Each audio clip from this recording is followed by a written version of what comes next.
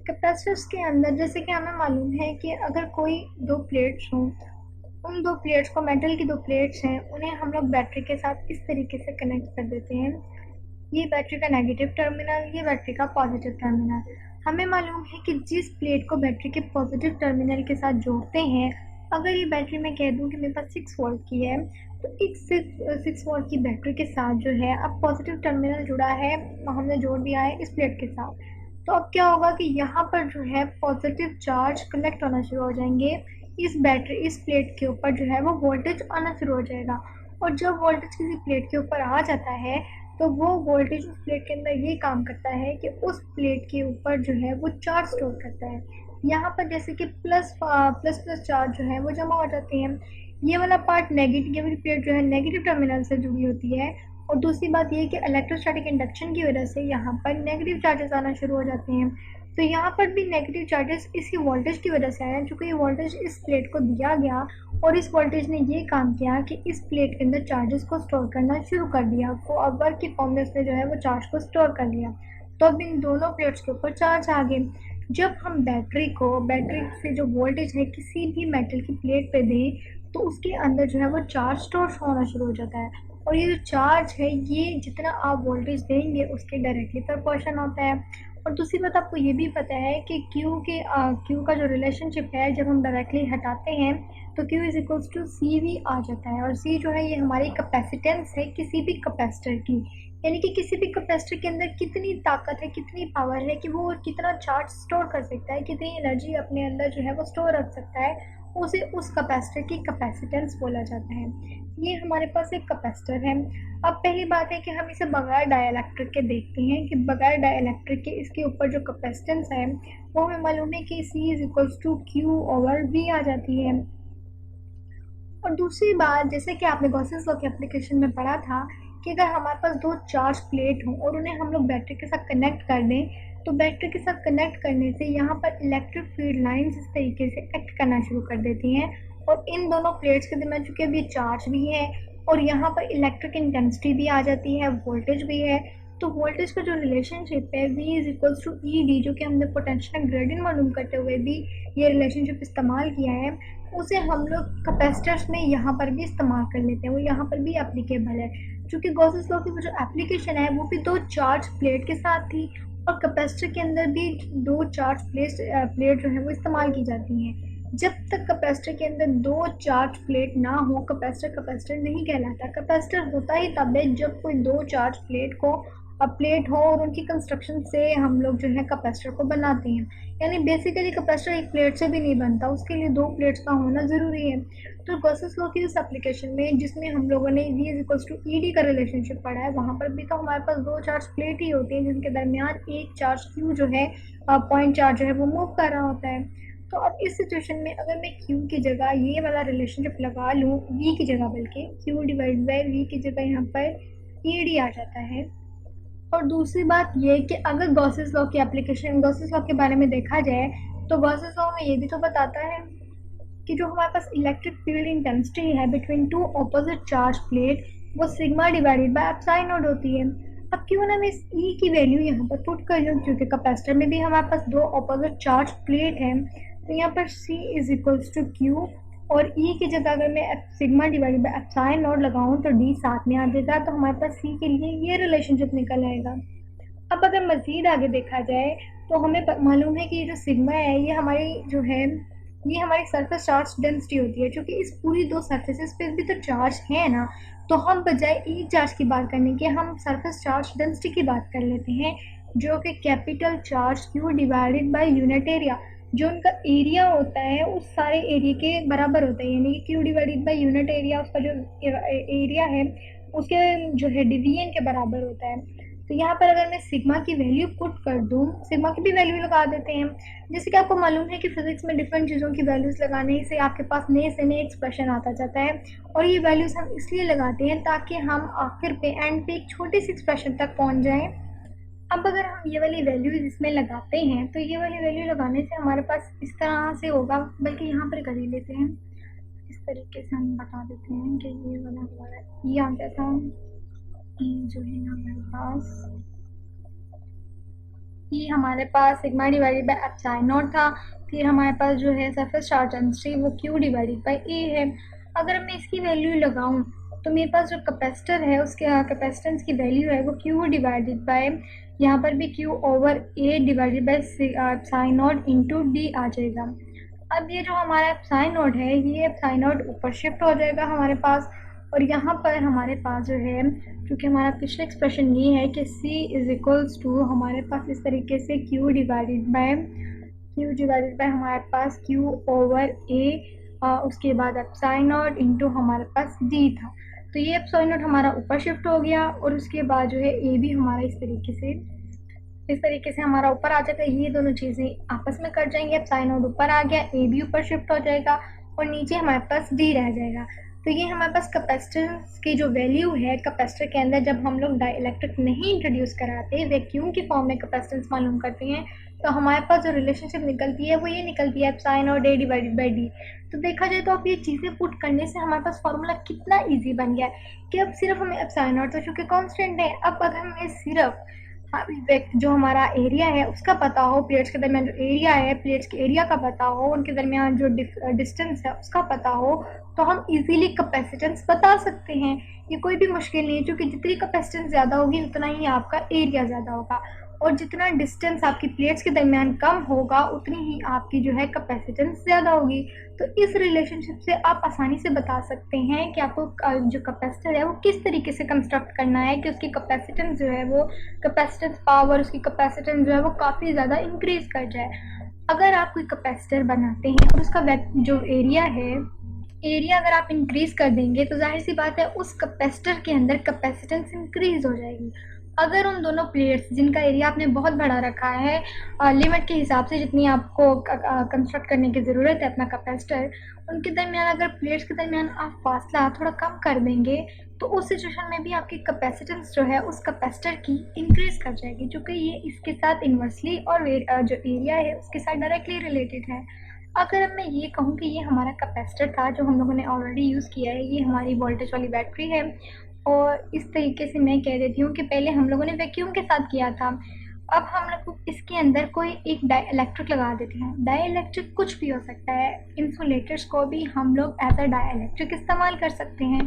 Dielectric में आप कोई ग्रीस लगा हुआ पेपर इस्तेमाल कर सकते हैं, कोई ऑयल पेपर इस्तेमाल कर सकते हैं, कोई वैक्स पेपर इस्तेमाल कर सकते हैं। इसके अलावा आप प्लास्टिक इस्तेमाल कर सकते हैं, आप रबर इस्तेमाल कर सकते हैं, डिफरेंट टाइप के मिनरल्स को भी इवन आप जो है वो एज अ डाइलेक्ट्रिक इस्तेमाल कर सकते हैं।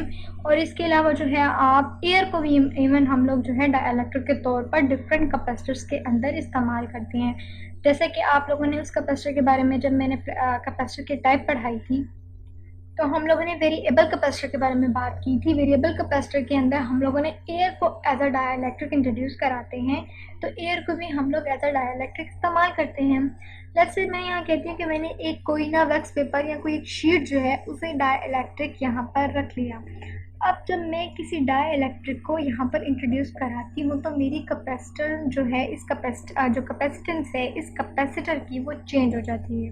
वो इस तरीके से चेंज हो जाती है कि अब हमारे पास, अगर मैं यहाँ पर डाइलेक्ट्रिक का एक्सप्रेशन लिखूँ तो एप्सिलॉन नॉट के साथ यहाँ पर एप्सिलॉन आर आ जाता है into A divided by D.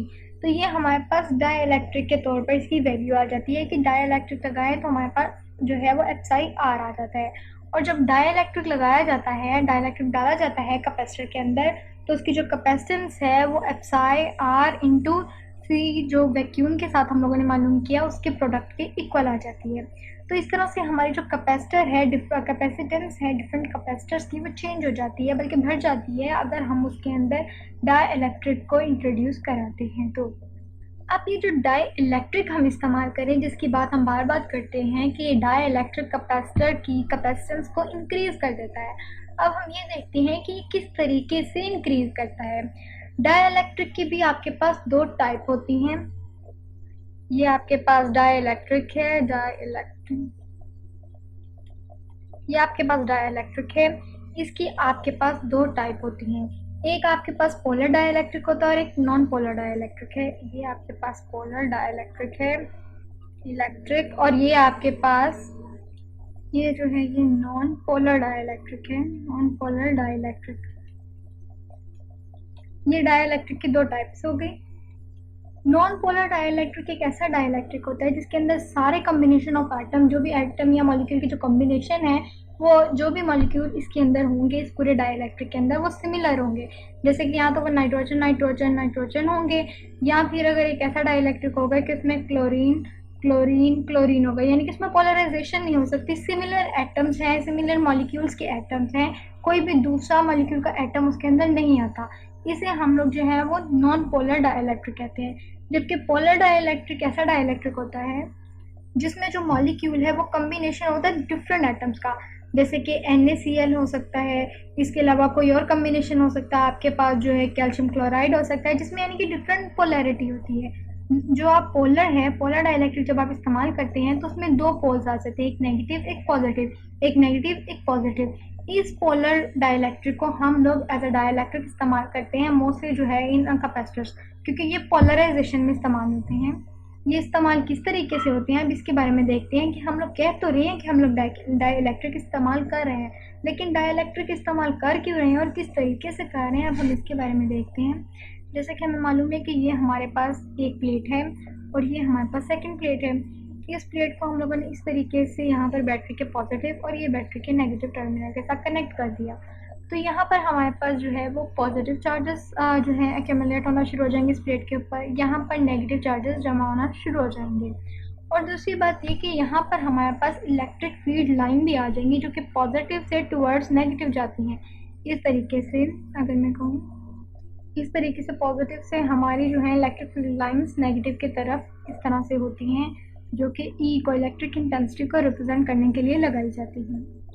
अब जब एक डाइलेक्ट्रिक है, डाइलेक्ट्रिक के अंदर हमें अगर पोलर डाइलेक्ट्रिक की बात की जाए तो उसके अंदर जो है पोलराइजेशन होती है, मतलब कि डिफरेंट पोल्स होते हैं, पोल्स होते हैं इस तरह से पॉजिटिव नेगेटिव, यानी कि नेगेटिव नेगेटिव या पॉजिटिव पॉजिटिव नहीं होता बल्कि पॉजिटिव नेगेटिव इस तरीके से पोल्स होते हैं।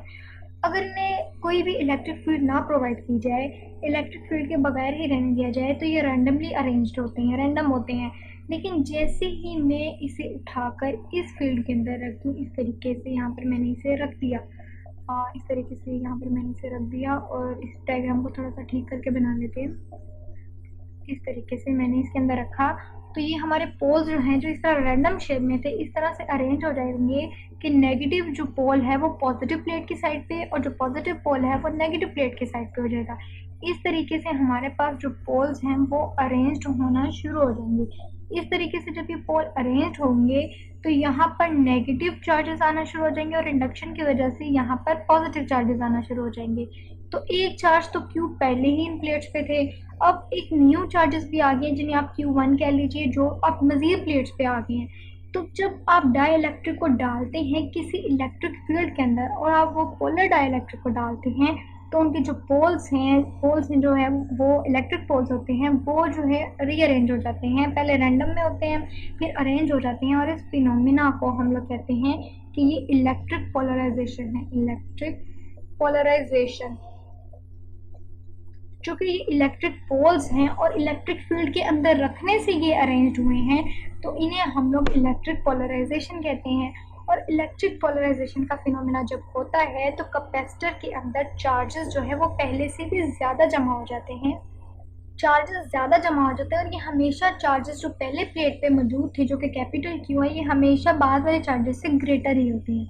लेकिन डाइलेक्ट्रिक रखने से तो चार्जेस हमारे पास इंक्रीज हो गए, और हमें पता है कि Q is equals to C V का रिलेशनशिप है, तो अगर Q ज़्यादा है तो हमारे पास C भी ऑटोमेटिकली ज़्यादा हो जाता है। यही वजह है कि जब हम डाइलेक्ट्रिक को किसी भी कैपेसिटर की दो प्लेट्स के अंदर इंट्रोड्यूस कराते हैं तो उस कैपेसिटर की कैपेसिटेंस इंक्रीज करना शुरू हो जाती है। तो इसलिए हम लोग जो है इन डाइलेक्ट्रिक्स को कैपेसिटर के अंदर लगाते हैं। और दूसरी बात ये कि जो डाइलेक्ट्रिक हैं इनकी दो टाइप्स हैं, इलेक्ट्रिक और जो है पोलर डाइलेक्ट्रिक और नॉन पोलर डाइलेक्ट्रिक। मोस्टली हम लोग जो है वो पोलर डाइलेक्ट्रिक को कैपेसिटर्स के अंदर इस्तेमाल करते हैं, क्योंकि जैसे ही हम इन्हें कैपेसिटर के अंदर डालते हैं इनके जो पोल्स हैं जो रैंडम होते हैं वो रीअरेंज हो जाते हैं, अपने आप को अरेंज कर लेते हैं, और मज़ीद चार्जेस भी कैपेसिटर के अंदर स्टोर होना शुरू हो जाते हैं। एक तो इलेक्ट्रिक पोलराइजेशन भी हो जाती है, और दूसरी बात कि कैपेसिटर के ऊपर काफ़ी ज़्यादा चार्ज स्टोर हो जाता है, जिसकी वजह से कैपेसिटर की कैपेसिटेंस इंक्रीज कर जाती है। तो यही वजह है कि हम लोग जो है कैपेसिटर्स के अंदर डाइलेक्ट्रिक को इंट्रोड्यूस कराते हैं। जिस तरीके से यहाँ पर हमारे पास पास जो है वो कोई भी डाइलेक्ट्रिक नहीं था, तो हमारी जो कैपेसिटेंस थी वो सिंपल थी कि हमारे पास capacitance C is equal to epsilon naught A divided by D आ रही थी। लेकिन जैसे ही डाइलेक्ट्रिक इंट्रोड्यूस कराते हैं तो एप्सिलॉन R आ जाती है, और यहाँ पर हमारी इलेक्ट्रिक फील्ड लाइन की जो डायरेक्शन है वो पॉजिटिव टुवर्ड्स नेगेटिव होती है। मैंने थोड़ी सी मिस्टेक कर दी, इस तरीके से बनानी चाहिए थी। ये हमारी इलेक्ट्रिक फील्ड की जो है डायरेक्शन है। तो इस तरीके से हमारे पास जो है कैपेसिटर के अंदर कैपेसिटेंस स्टोर रह जाती है। अगर हम डाइलेक्ट्रिक डालें तो मज़ीद हो जाती है, और अगर डाइलेक्ट्रिक ना भी डालें तब भी कैपेसिटर की अपनी कैपेसिटेंस होती है, अगर हम उसे बैटरी के थ्रू चार्ज कर लें तो।